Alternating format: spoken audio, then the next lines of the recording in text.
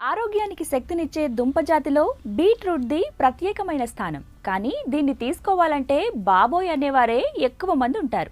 కానీ బీట్రూట్ ఎంతో మేలు చేస్తుంది.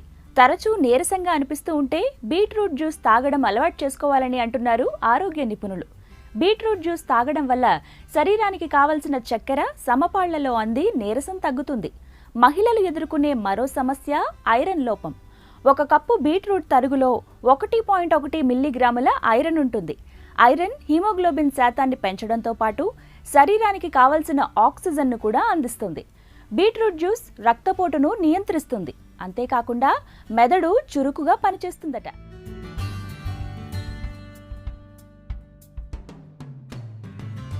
బీట్రూట్ జ్యూస్లోని నైట్రేట్లు రక్తంలో కలిసిన తర్వాత నైట్రిక్ ఆక్సైడ్ను ఉత్పత్తి చేస్తాయి.